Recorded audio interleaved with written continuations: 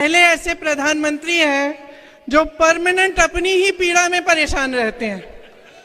कर्नाटका गए, बड़ी लंबी लिस्ट ले गए कि भाई मुझे इतनी गालियां दी हैं। यहाँ भी कहने लगे मुझे इतनी गालियां दी हैं।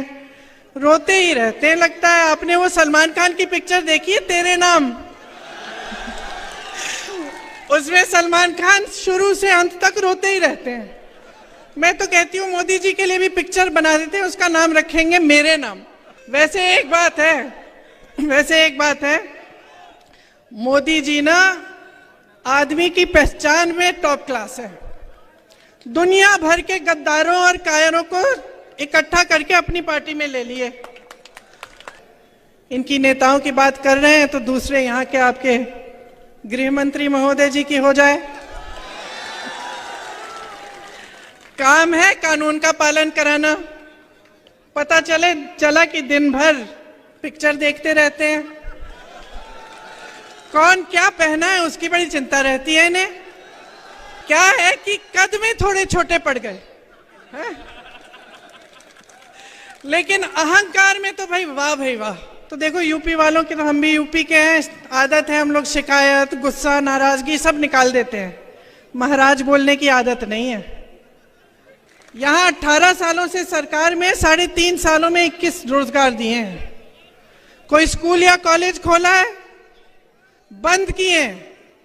7,000 से अधिक स्कूल मध्य प्रदेश में बंद हो चुके हैं। आप ओपीएस को देखिए, कांग्रेस के हर प्रदेश में आज ओपीएस लागू है। मां पीताम्बरा देवी जी की, मां बगलामुखी देवी जी की, गोपेश्वर महादेव जी, वनखंडेश्वर महादेव जी की पावन भूमि में आकर आज मेरा बहुत सौभाग्य है। मैं पीताम्बरा माता के दर्शन करने 1.5 साल पहले गई थी। उस समय मैं यूपी में काम कर रही थी और वो जगह ऐसी है कि मैं राजनीतिक प्रोग्राम के लिए आई थी, समय कम था। मैंने कहा दर्शन करने हैं तो ले चलिए। जब मैं वहां गई तो वहां से उठ नहीं पाई। आधे घंटे के लिए मैं बैठी रही ध्यान में और मुझे माता का जो शक्ति है उसका एहसास हुआ। तो इसलिए आज यहाँ आकर, इस पावन धरती पर यहाँ आकर मुझे बहुत बहुत खुशी भी हो रही है। और श्री राजेंद्र भारती जी, श्री फूल सिंह भरैया जी, श्री घनश्याम सिंह जी, श्री ब्रजेंद्र सिंह जी, श्री अवधेश नायक जी, श्री राम किंकर गुर्जर जी, श्री फरमान अली जैदी जी, श्री राधे लाल बघेल जी, श्री सीपी मित्तल जी, श्री शिव भाटिया जी, आप सबका इस सभा में बहुत बहुत स्वागत। मंच पर उपस्थित जितने भी कांग्रेस के नेतागण हैं, आप सबका स्वागत। मेरे कार्यकर्ता भाइयों और बहनों, आपका भी।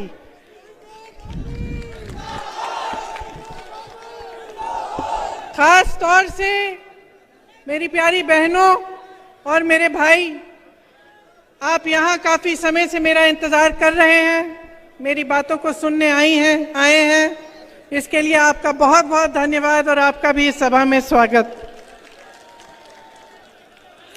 ये संतों और महात्माओं की तपोभूमि है, जैन समाज की तपोभूमि है, राजा वीर सिंह देव की धरती है।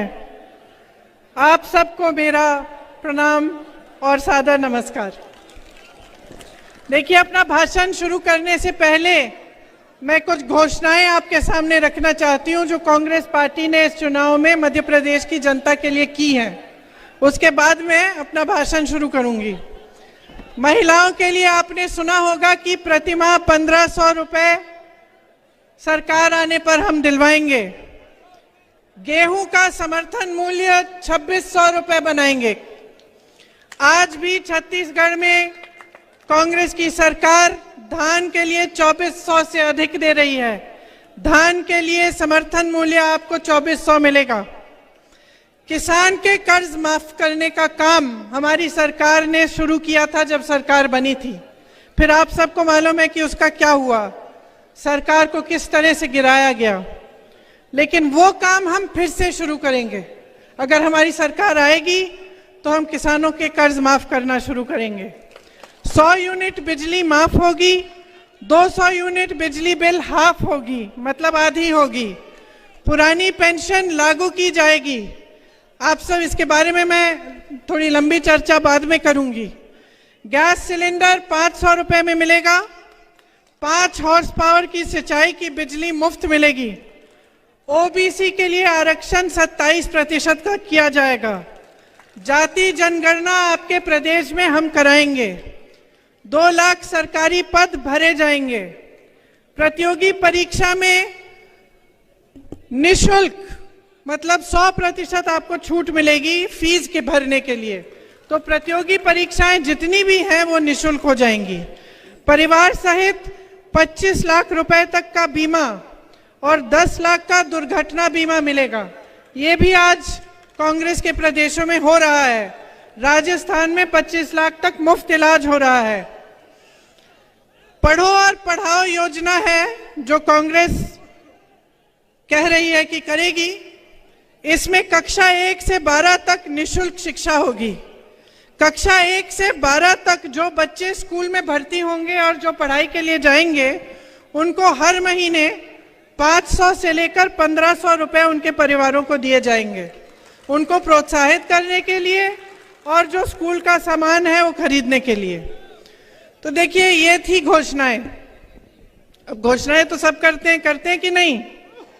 भाजपा वाले भी करते हैं। कितनी घोषणाएं की हैं उन्होंने यहाँ? 22,000।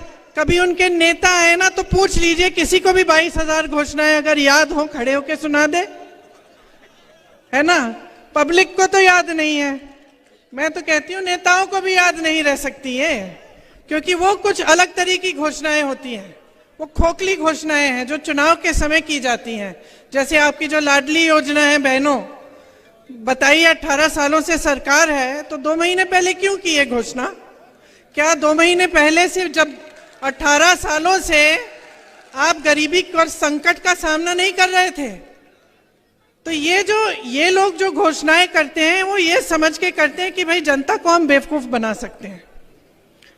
जनता को, पब्लिक को क्या नहीं कहा इन्होंने? आपको कहा कि आपको रोजगार दिलवाएंगे, बताइए मिले?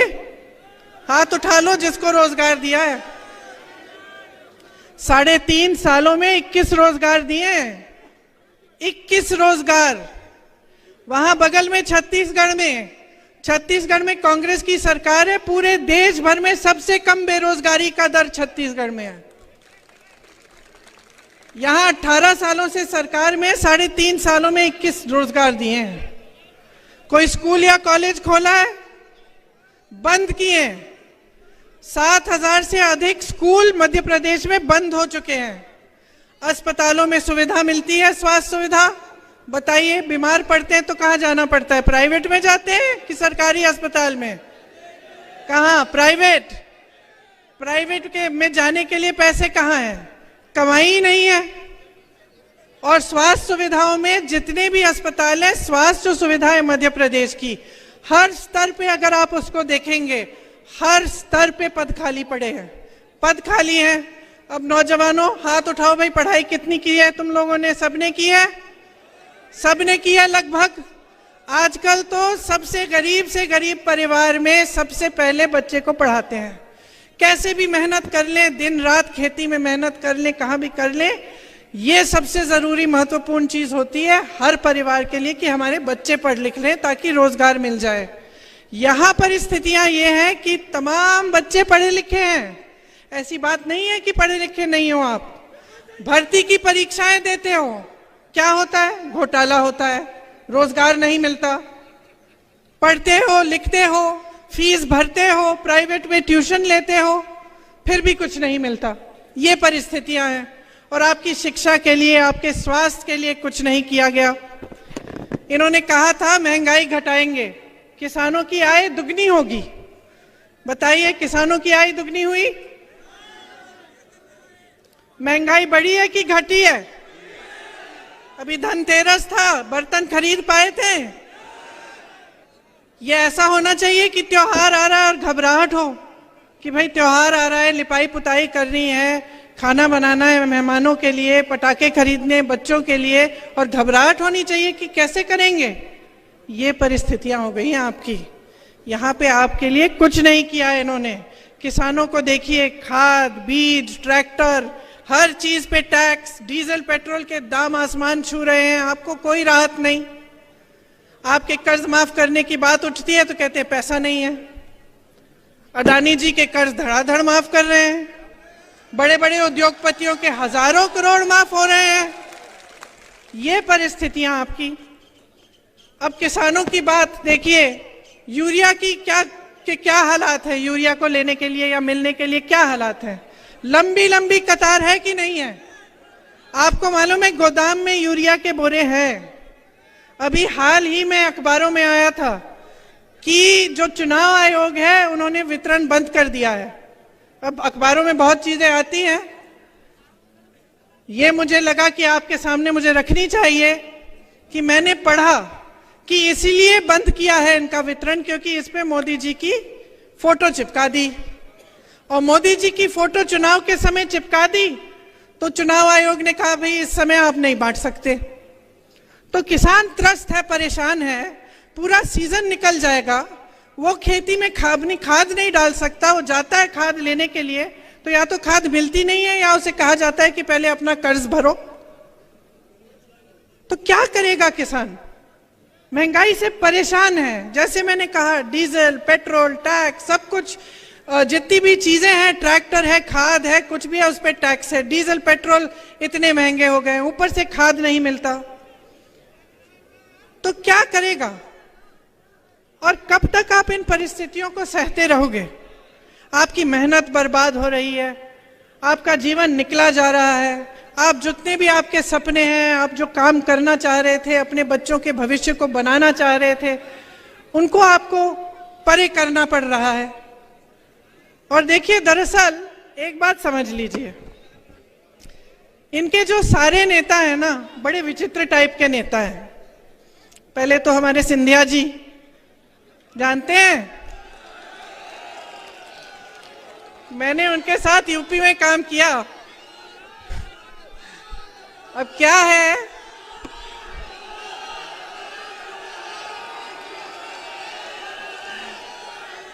कि कद में थोड़े छोटे पड़ गए हैं? लेकिन अहंकार में तो भाई वाह भाई वाह। जब हम काम कर रहे थे यूपी में काम कर रहे थे तो देखो, यूपी वालों की, तो हम भी यूपी के हैं, आदत है हम लोग शिकायत, गुस्सा, नाराजगी सब निकाल देते हैं। महाराज बोलने की आदत नहीं है। लेकिन भैया उनके पास जो भी कार्यकर्ता जाता था कहते हैं दीदी कि हम क्या करें, महाराज महाराज कहना पड़ता है, हमारे मुंह से नहीं निकलता तो फिर कुछ काम ही नहीं होता हमारा। वैसे उन्होंने अपने परिवार की परंपरा अच्छे से निभाई है। विश्वासघात तो बहुतों ने किया है, लेकिन इन्होंने ग्वालियर और चंबा की जनता के साथ विश्वासघात किया है। आपके पीठ में छुरा भोंका है, बनी बनाई सरकार को गिरा दिया। और वो बनी बनाई सरकार आपकी थी, आपने वोट दिया था उसके लिए। 3.5 साल से इस सरकार ने आपको 21 रोजगार दिए हैं। वो सरकार कांग्रेस की थी। मैंने जैसे कहा, छत्तीसगढ़ में देखिए बेरोजगारी का दर क्या है। आप ही के साथ धोखा हुआ है। इनकी नेताओं की बात कर रहे हैं तो दूसरे यहाँ के आपके गृह मंत्री महोदय जी की हो जाए। काम है कानून का पालन कराना। पता चला कि दिन भर पिक्चर देखते रहते हैं, कौन क्या पहना है उसकी बड़ी चिंता रहती है इन्हें। आपके पास कपड़े लत्ते नहीं है, आप कुछ खरीद नहीं पा रहे हैं, आप किसानी खेती में कमा नहीं पा रहे हैं, इसकी कोई चिंता नहीं है। आगे चलिए, विश्व प्रसिद्ध महान अभिनेता श्री शिवराज चौहान उर्फ मामा जी, एक्टिंग में तो अमिताभ बच्चन के कान काट लें, लेकिन जब काम की बात होती है तो फट से असरानी का रोल पकड़ लेते हैं। और मोदी जी का तो आप पूछिए ही मत। मोदी जी का क्या कहना, देश के पहले ऐसे प्रधानमंत्री हैं जो परमानेंट अपनी ही पीड़ा में परेशान रहते हैं। कर्नाटका गए, बड़ी लंबी लिस्ट ले गए कि भाई मुझे इतनी गालियां दी हैं। यहाँ भी कहने लगे मुझे इतनी गालियां दी हैं। रोते ही रहते हैं। लगता है आपने वो सलमान खान की पिक्चर देखी है तेरे नाम? उसमें सलमान खान शुरू से अंत तक रोते ही रहते हैं। मैं तो कहती हूँ मोदी जी के लिए भी पिक्चर बना देते हैं, उसका नाम रखेंगे मेरे नाम।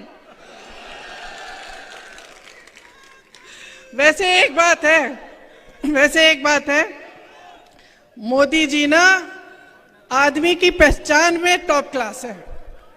दुनिया भर के गद्दारों और कायरों को इकट्ठा करके अपनी पार्टी में ले लिए।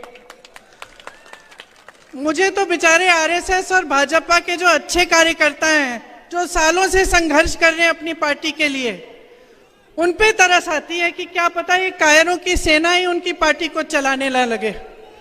ये है हालात। अब मजाक एक तरफ, आपके काम की बात करते हैं। देखिए, मैं आपसे एक सीधी सी बात कहती हूँ। हम मध्य प्रदेश में हैं, बगल में छत्तीसगढ़ है, वहां कांग्रेस की सरकार है, यहां भाजपा की सरकार है। तो देखते हैं भाई आपकी सरकार ने क्या किया, छत्तीसगढ़ की सरकार ने क्या किया। और देखते हैं का मतलब ये नहीं है कि प्रियंका गांधी स्टेज पे खड़ी है, कह रही है तो आप मान जाए। मत मानिए, आप खुद पता करिए। कोई छत्तीसगढ़ में रहता है, राजस्थान में रहता है, कांग्रेस में के किसी अन्य प्रदेश में रहता है, तो आप खुद पता कर लीजिए वहां की परिस्थितियां क्या है। मेरी बातों पे मत चलिए, मेरा काम है आपको बताना, मैं बताऊंगी। देखिए, छत्तीसगढ़ में किसानों के कर्ज माफ हुए। मैंने आपसे कहा कि धान 2600 रुपए का, हम 2600 हो गया है, अब पहले 24 था, अब 2600 हो गया है, 2600 में खरीद रहे हैं। वहां वन उपज के लिए समर्थन मूल्य मिल रहा है। धान छोड़िए, गेहूं छोड़िए, वन उपज के लिए मिल रहा है। जो महंगाई देश की जो केंद्र सरकार है उसने थोपी है जनता पे, उससे बचाया जा रहा है लोगों को। जो आपके पैसे हैं आपकी जेब में वापस दिए जा रहे हैं। यहां जब भी ये सवाल उठता है भाजपा के प्रदेशों में, उनकी सरकारों में, तो जवाब यही आता है कि पैसे नहीं है। आप ओपीएस को देखिए, कांग्रेस के हर प्रदेश में आज ओपीएस लागू है। हमने ओपीएस लागू किया, वहां उन्होंने पैसे रोक रखे हैं छत्तीसगढ़ में, कि जब हम लागू कर भी रहे हैं तो वो कह रहे हैं हम नहीं देंगे। क्यों?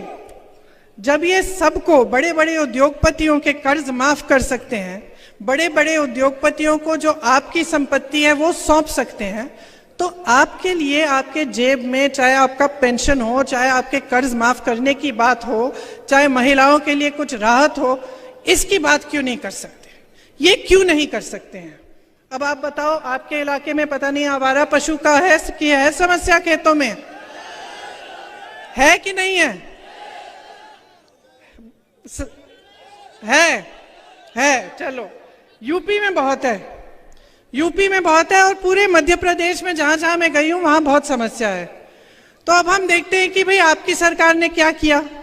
कुछ नहीं किया इसको सुलझाने के लिए। और जो छत्तीसगढ़ की सरकार है कांग्रेस की, उन्होंने देखा कि देखो ये बड़ी समस्या है, इससे किसान जूझ रहा है। रात को आवारा पशु आता है, खेत खा जाता है, तो महिलाएं दिन भर खेती के पहरेदारी करती हैं और रात को किसान जाता है, वो बेचारा बैठा रहता है पूरी रात। तो हमने सोचा कि किस तरह से इस समस्या को सुलझाया जाए।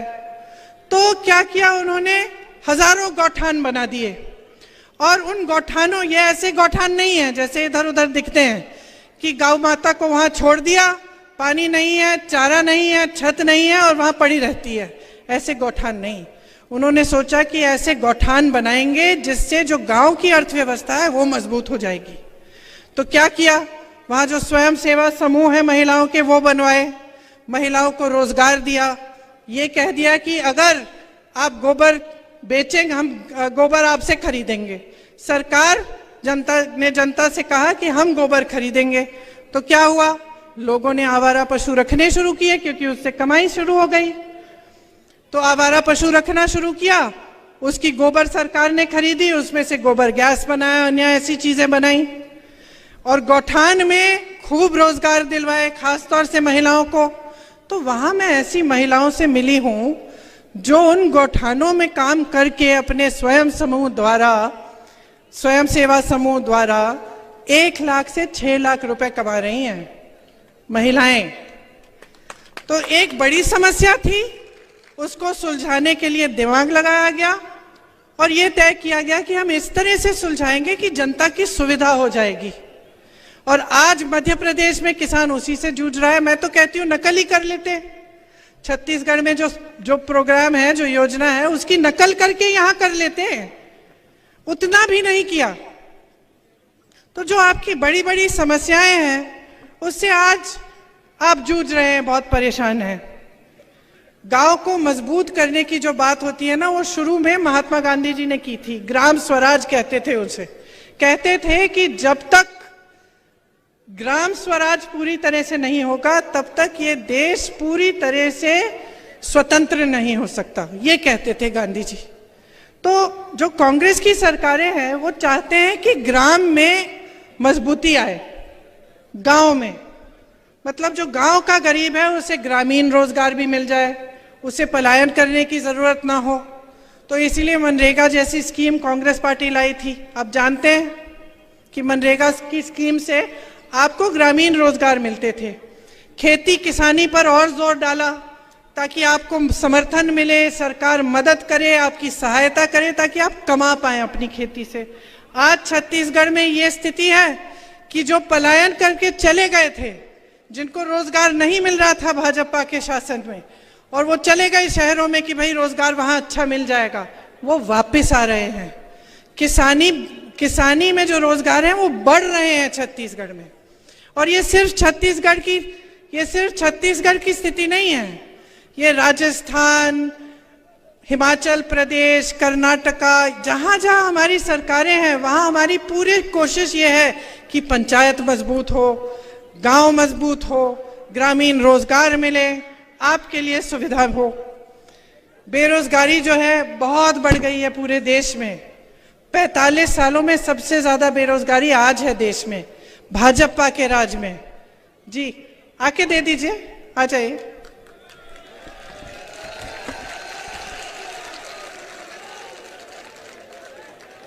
इधर से आ जाइए।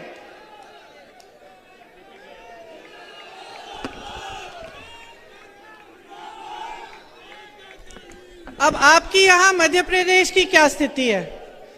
जैसे मैंने कहा, तमाम सरकारी पद खाली हैं, परीक्षाओं में घोटाले पे घोटाला हो रहा है।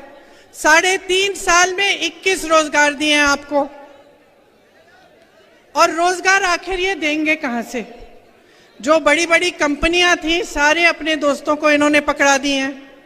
मोदी जी ने जो बड़ी बड़ी सरकारी कंपनियां थी वो, और जो जहां से रोजगार मिलता था, जो हमारे बंदरगाह है, जो हमारे एयरपोर्ट है, जो हमारे हवाई अड्डे हैं, सब अपने बड़े बड़े उद्योगपति मित्रों को दे दिए। तो वहां से तो रोजगार आना नहीं है। फिर लोग खेती में रोजगार मिल जाता था। अब किसान को इतना परेशान कर रखा है महंगाई से, और इनकी सहायता करने के बावजूद इनको और परेशान किया हुआ है। तो खेती से नहीं मिल रहा है रोजगार। अच्छा, फिर रोजगार मिलता था छोटे उद्योगों से, जो जैसे यहाँ दुकान है, ये छोटे छोटे जो उद्योग दिख रहे हैं, यहाँ दुकान दिख रहे हैं, इनमें से रोजगार मिलता था। आपने नोटबंदी थोप दी, उसके बाद आपने जीएसटी डाल दी, बीच में कोरोना आ गया। दुनिया भर में जहां जहां कोरोना था, दुनिया भर में छोटे दुकानदारों की, छोटे उद्योगपतियों की मदद की गई थी, ताकि वो जो कोरोना में जो उन्होंने पैसे नहीं बनाए, जो नहीं बना पाए, उनकी थोड़ी राहत हो जाती और जो रोजगार थे वो बने रहते। ये भी नहीं किया। तो जहां जहां से आपको रोजगार मिलना था वहां मुश्किलें हैं और रोजगार नहीं मिलता। तो ये जब बड़ी बड़ी खोखली घोषणाएं करते हैं ना कि करोड़ों रोजगार दिलवाएंगे, तो आपको समझना चाहिए कि आपके साथ क्या हो रहा है। ये जो सरकारें हैं, आपके प्रदेश की सरकार और केंद्र की सरकार, ये सिर्फ और सिर्फ बड़े बड़े उद्योगपतियों के लिए चल रही है।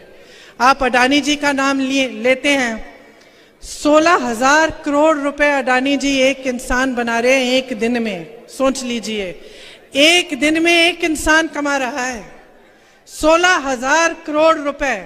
और कैसे कमा रहा है? क्योंकि उसके हजारों करोड़ के कर्ज माफ हो रहे हैं, उसको देश की संपत्ति सौंपी जा रही है, और जितने उसके अपने बिजनेस हैं उसको तो आप बताइए जरा मुझे, आपको मालूम है अडानी जी क्या बनाते हैं? कोई बताएगा? जैसे आपको मालूम है टाटा ट्रक बनाती है, बिरला कुछ और बनाते हैं। कोई ये बता सकता है आज के दिन में कि अडानी जी क्या बनाते हैं?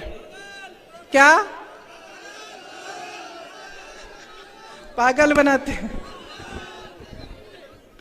देखिए अडानी जी क्या बनाते हैं वो देश में किसी को नहीं मालूम, लेकिन ये सरकार सब कुछ उनको सौंप रही है, ये सबको मालूम है। आज बच्चा बच्चा जानता है कितना भ्रष्टाचार हो रहा है। ये लोग कहते हैं हम भ्रष्ट हैं, हम कहते हैं ये भ्रष्ट है।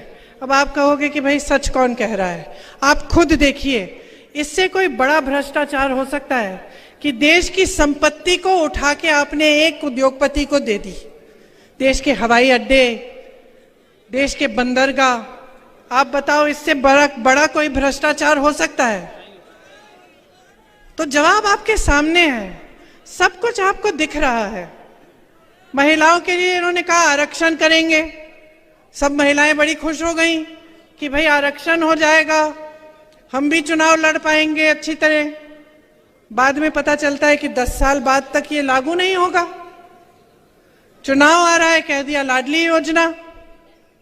चुनाव से पहले महिलाओं को कोई पूछ ही नहीं रहा है। तो ये परिस्थितियां आपके सामने हैं। महिलाओं के लिए इतना काम हो सकता है। जहां हमारी सरकारें हैं वहां महिलाओं को खूब मौके दिए हुए हैं। आंगनवाड़ी बहनों की मानदेय बढ़ाए हैं, स्वयं सेवा समूह के कर्ज माफ किए हैं, महिलाओं के लिए खास क्लिनिक खोले हैं जो महिलाएं चलाती हैं, खुद महिलाएं चलाती हैं, और वो क्लिनिक सिर्फ आप बहनों आपके लिए हैं। श्रमिकों की बेटियों के लिए 20,000 रुपए दिलवाए, शादी के लिए 50,000, लड़कियों को पीजी तक मुफ्त शिक्षा करा दी, और जो पाठशालाएं बनाई हैं प्रदेश में, छत्तीसगढ़ में, उन पाठशालाओं में जो इंग्लिश मीडियम पाठशाला है उसमें 50% आरक्षण महिलाओं को दिया हुआ है। तो इतने काम हैं जो हो सकते हैं। ये ऐसी बात नहीं है कि सरकार आई और काम ही नहीं हो पा रहा है, भाई हमारे पास पैसे नहीं है, फंड नहीं है, ये बहाने हैं बहनों और भाइयों। जहां सरकार की नीयत ठीक होती है ना, वहां पे काम बहुत हो सकता है। कल मैं जब छत्तीसगढ़ में थी, गर्व होता है, बहुत गर्व होता है। मंच पे खड़े होते हैं तो हम नेताओं को भी गर्व होता है कि भाई जो हम बात कर रहे हैं, अपने काम की बात कर रहे हैं, कि हम कह पा रहे हैं कि देखो हमने कितना किया है, देखो आपने हम में भरोसा किया, आपकी संपत्ति हमारे हाथों में थी, हमने वो संपत्ति आपको लौटाई है, हमने ऐसी योजनाएं बनाई हैं जिससे आपके कर्ज माफ हुए, जिससे आप अपने पैरों पे खड़े हो पाए, जिससे कोई नौजवान हो उसको अपना बिजनेस शुरू करना पड़े उसके लिए हमने सुविधा बना दी, रोजगार दिलवाए। तो हम जब खुद मंच पे खड़े होके ये बातें करते हैं तो हमें खुद गर्व होता है, और ये महसूस होता है कि चलो आपने 5 सालों के लिए हमें आपने अपना भरोसा दिया, आपने ये सोचा कि हम कुछ करके दिखाएंगे, और हमने कुछ करके आपको दिखाया। जब मैं राजस्थान जाती हूँ और मैं एक ऐसे शख्स से मिलती हूँ जिसके हार्ट का ऑपरेशन मुफ्त में हो गया, और वो ऐसे करके कहता है कि ये जो योजना है दीदी, इसकी वजह से मुझे एक पैसा नहीं देना पड़े, तो अच्छा लगता है, क्योंकि एक जिम्मेदारी होती है आपके प्रति, एक जवाबदेही होती है। मैं जहां जहां जाती हूं मैं एक कहानी बताती हूं कि जब मेरे पिताजी प्रधानमंत्री थे, उनके साथ मैं अमेठी घूमती थी, उनका चुनावी क्षेत्र था। अमेठी के जो गांव के लोग थे वो बेझिझक उनको डांटते थे, और वो इतना भी कह देते कि राजीव भैया प्यार देंगे हम आपको, लेकिन हमारी सड़क ठीक नहीं की ना आपने 6 महीनों में, तो वोट नहीं मिलने वाला। कहते थे, मुंह पे कहते थे, और वो प्रधानमंत्री थे, नाराज नहीं होते थे, डांटते नहीं थे। ये नहीं कहते थे कि देखो मैं कौन हूं, ऐसे मत बात करो मेरे से। सर झुकाकर उनसे कहते थे कि हाँ इसका ऑर्डर मैंने दे दिया, इसमें देर लग गई है। ये इस देश की परंपरा है बहनों और भाइयों। जब हमने आजादी की लड़ाई लड़ी ना, आपके पूर्वजों ने भी लड़ी, हमारे पूर्वजों ने लड़ी, जब ये लड़ाई लड़ी तो इसलिए नहीं लड़ाई लड़ी कि आज भी आप आजाद न हो। इस आजादी का मतलब क्या था? इस आजादी का मतलब था कि जो शक्ति है, देश की जितनी भी शक्ति है, देश की जो संपत्ति है, वो आपके हाथों में हो। ये इसी को आजादी कहते थे। वरना अंग्रेजों में और यहाँ के शासकों, अब नए शासकों में क्या फर्क है? अगर आपके हाथों में ये शक्ति नहीं होती वोट की, कि आप हर 5 साल बदल सकते थे सरकार, और अगर कोई जवाबदेही नहीं होती आपके प्रति कि नेता थोड़ा घबराए, यहाँ जब आपके सामने आए तो थोड़ा बहुत घबराए कि भाई मैंने इनका काम नहीं किया, इस बार मैं नहीं चुना जाऊंगा। ये शक्ति आपको लोकतंत्र के जरिए, आपके संविधान के जरिए आपको दी। और कई महापुरुषों ने इसके लिए अपनी जान दी। कई लोगों ने अपना खून इस धरती की मिट्टी में मिला दिया ताकि आप आजाद हों, ताकि आप अपने नेताओं से जवाबदेही मांगे, ताकि आपको सरकार अच्छी नहीं लग रही है, आपको लग रहा है कि गलत हो रहा है आपके साथ, आप उसको बदल पाए। तो अब मेरी शिकायत है आपसे, क्या कर रहे हैं आप? अपनी परिस्थिति देखी। मैंने सुना है यहाँ पे आप ही के क्षेत्र में तमाम निर्दोष लोगों पर फर्जी केस लगा के जेल में डाल देते हैं, है?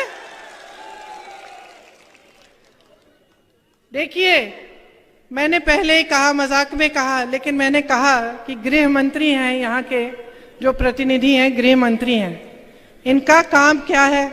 इनका काम है कानून को लागू कराना, मतलब जनता को सुरक्षित रखना। और किसकी सुरक्षा कर रहे हैं?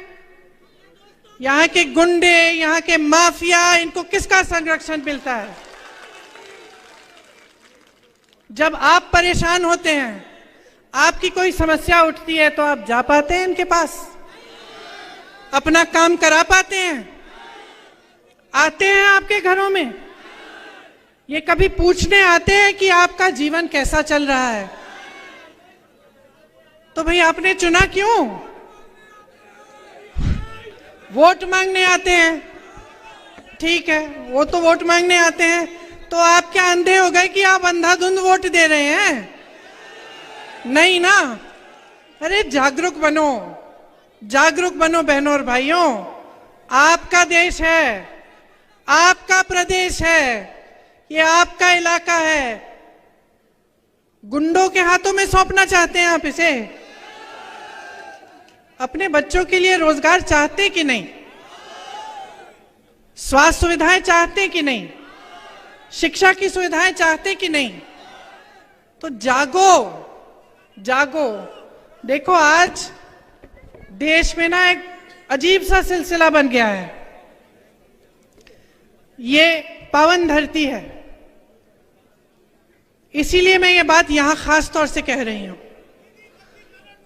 धर्म के नाम पर जो आपका वोट लेने आता है, उसके मन में एक बात बहुत अच्छी तरह से बैठ गई है। आप ये बात सुन लो भाइयों और बहनों, ये बात बैठ गई है कि मैं कुछ भी कर लूंगा, मैं चाहे एक काम नहीं करूं जनता के लिए, मैं चाहे एक सड़क ठीक नहीं करूं, एक टूटी में भी पानी न आए, समस्या उठी किसानों की, मैंने आंख मूंद के दूसरी तरफ मैंने देख लिया, मैं सब कुछ कर सकता हूं, बशर्ते चुनाव के समय में मंच पे खड़ा होकर धर्म की बात करूं। लोगों के जज्बात उभर जाएंगे, लोग धर्म की बात मानते हैं और धड़ाधड़ मुझे धर्म के नाम पर वोट मिल जाएंगे। ये बात सही है कि नहीं है? जो नेता ये समझ गया है कि मुझे काम करने की जरूरत नहीं है, मैं धर्म या जाति की बात करूंगा और उस आधार पे मुझे वोट मिल जाएंगे, वो नेता काम बंद करना शुरू करेगा। वो करेगा ही नहीं। कल को आप ये जो नेता यहाँ पे हम लोग बैठे हैं सब, कल हमें आप छूट दे दो, हमें आप कह दो कि भाई काम करने की जरूरत नहीं है, आप हमारी जज्बात की बातें करो, आपको वोट मिल जाएगा, तो हम भी बैठ जाएंगे। क्यों नहीं? ये तो इंसान की फितरत होती है। जब जवाबदेही नहीं है, जिम्मेदारी नहीं है, तो इंसान बैठ जाता है। घर में ऐसा होता है, आप अपने बेटे को कोई जिम्मेदारी ना दो, उसको खिलाते रहो, पिलाते रहो, घर में बैठा रहता है। क्या करेगा? बाहर जाके नौकरी ढूंढेगा? नहीं ढूंढेगा। जब बेटा गलत करता है, काम नहीं करता, या मान लो कहीं किसी के घर में चले गया, कुछ उठा के ले आया, तो माँ उसको डांटती है, उसको थप्पड़ मारती है, कहती है कि क्या चोरी करके लाया, जा वापस दे, कहती है कि नहीं? तो तुम बच्चों को डांटते हो, बच्चों को सुधारने की कोशिश करते हो, नेताओं को क्यों नहीं सुधार रहे?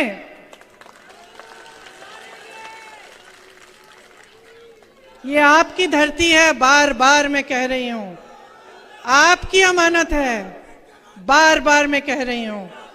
लोकतंत्र ने शक्ति आपको दी है, ये जो आपका वोट है ना, सबसे बड़ी शक्ति है, इसको मत नकारो, इसको खाम-खा धर्म के नाम पर, जाति के नाम पर मत दो, इसको एक ही आप एकदम अपना ध्यान जो है ना केंद्रित कर लो अपने विकास पे, अपने भविष्य पे, अपने बच्चों के भविष्य पे।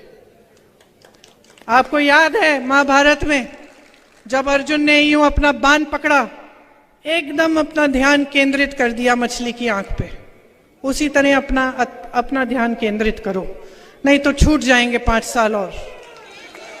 जो बर्बादी आप देख रहे हो, जो ये घोटालों वाली सरकार है, एक के बाद एक भ्रष्टाचार की सरकार है, समझ लो इसका नुकसान कोई नेता नहीं भर रहा है, कोई नेता नहीं भर रहा है, इसका नुकसान आप भर रहे हो, आपके बच्चे भर रहे हैं, आप भुगत रहे हो। भ्रष्टाचार से मालूम है सबसे ज्यादा नुकसान किसको होता है? युवाओं को, सबसे ज्यादा। ये पैसा आता कहाँ है? जब हम सुनते हैं कि फलाना घोटाला हो गया, 2000 करोड़ रुपए का घोटाला, 3000 करोड़ रुपए का घोटाला, व्यापम घोटाला, किसी और का घोटाला, तो ये जो 2000-3000 करोड़ हम किसकी बात कर रहे हैं? किसके पैसे हैं ये? एक दूसरे से तो नहीं ले रहे हैं ये नेता, नहीं ना, किसी दूसरी राजनीतिक पार्टी से भी नहीं ले रहे हैं। किससे ले रहे हैं? आपसे ले रहे हैं। लोकतंत्र में ना सरकार की कोई संपत्ति नहीं होती है, जनता की होती है, जितनी भी संपत्ति है आपकी है।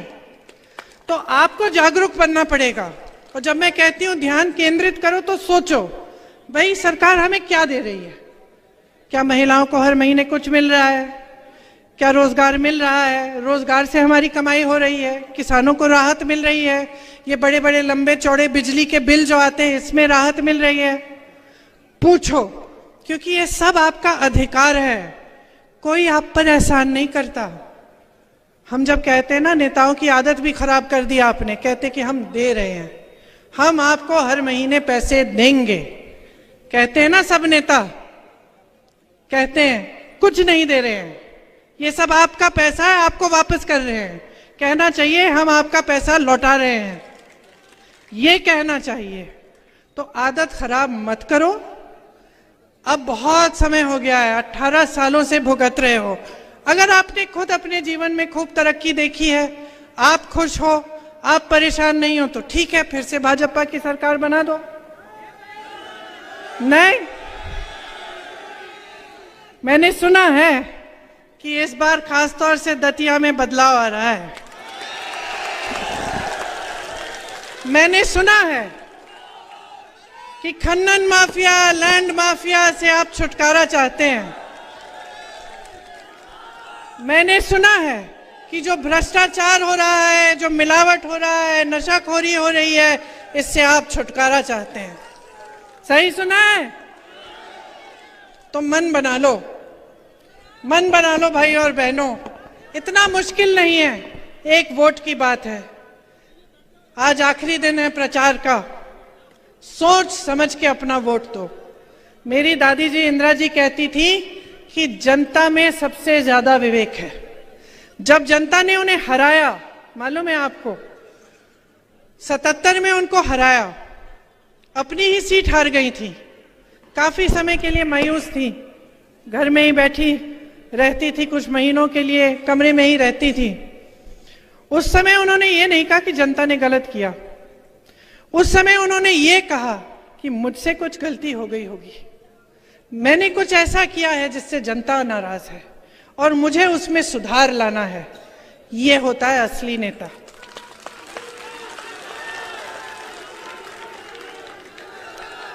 तो इंदिरा जी कहती थी कि जनता में सबसे ज्यादा विवेक है। उनके दिल में आपके लिए श्रद्धा थी, वही श्रद्धा हम सबके दिलों में है। इसलिए मैं यहां आती हूं, आपसे वोट नहीं मांगती, आपसे शिकायत करती हूं और आपसे जागरूकता मांगती हूं, क्योंकि मेरे मन में भी आपके लिए श्रद्धा है। मैं जानती हूं कि ये लोकतंत्र है, आप ही सर्वोपरि हैं, नेता को बनाने वाले आप हैं, लेकिन ये बात आपको समझनी पड़ेगी। जब मैं कहती हूं ध्यान से सोच समझकर अपना वोट डालो, तो मैं यही कह रही हूं कि समझ जाओ कि आपके इर्द गिर्द क्या हो रहा है, क्या आपका इस्तेमाल किया जा रहा है, आपके जज्बातों के नाम पर, धर्म के नाम पर आपसे वोट मांगा जा रहा है, लेकिन काम के नाम पर कोई नहीं मांग रहा। आप एक ऐसी नई परिस्थिति बना लो ना कि जो भी आपके मंच पे आए या तो आपके विकास का काम की बात करे या फिर आप सुने ही नहीं। नई परिस्थिति बनाओ। आप सोचो, हम 10-20 नेता बैठे हैं, आप हजारों की जनता हो। हमने फिजूल की बात शुरू की, आप चिल्लाना शुरू कर लो, बोलो हमें नहीं सुननी है बात, हमारे काम की बात सुनाओ, तो हम मजबूर हो जाएंगे ना। हम आपके गांव आए, हमने काम नहीं किया आपके लिए, बहुत घोषणाएं की थी, बहुत वचन दिए थे, पूरे नहीं किए, तो जब हम गांव आते हैं तो हमें जवाबदेह बनाओ। अमेठी की जनता करती थी, ज्यादा साल नहीं गुजरे हैं, बस ये हो गया है कि आपको जो धर्म के नाम पर जो जिस तरह से आपके सामने जो प्रचार किया गया है, उससे आपका नुकसान हुआ है। क्योंकि किसी को धर्म का इस्तेमाल नहीं करना चाहिए। धर्म हम सबके दिलों में है, हम हिंदुस्तानी हैं, चाहे किसी भी धर्म के हों। धर्म में हमारी बहुत आस्था है। तो मैं सिर्फ ये कहना चाहती हूं कि नेता के दिल में भी जनता के प्रति आस्था होनी चाहिए, वही आस्था होनी चाहिए, क्योंकि नेता का एक ही धर्म होना चाहिए, आपका विकास, आपकी तरक्की, आपको सशक्त बनाना। तो मैंने काफी लंबी बातें कर ली, लेकिन मेरी बातों को भूलो मत। परसों वोट देने जाओगे तो ध्यान से मेरी बातों को याद रखो। बदलाव लाना है, दतिया में बदलाव लाना है, मध्य प्रदेश में बदलाव लाना है। आपको अच्छे नेता मिले जो काम करके दिखाएं आपको, जो दिन रात एक करके दिखाएं आपको, जो आप ही के लिए समर्पित हैं। तो आप कांग्रेस को चुनिए, 5 सालों का मौका दीजिए। देखिए छत्तीसगढ़ में क्या हो रहा है, राजस्थान में क्या हो रहा है, कर्नाटका में क्या क्या नहीं हो रहा है। आप इन सब प्रदेशों में देखिए, और जो आपका अनुभव रहा है 18 साल का भाजपा की सरकार का, उसका आप इस्तेमाल करिए, उसके बारे में सोचिए, और उस आधार पर जब आप वोट डालेंगे सोच समझकर, अपने विवेक का इस्तेमाल करके, तो मैं दावे के साथ कह सकती हूं कि बदलाव आएगा। एक बार मेरे साथ बोलिए जोर से,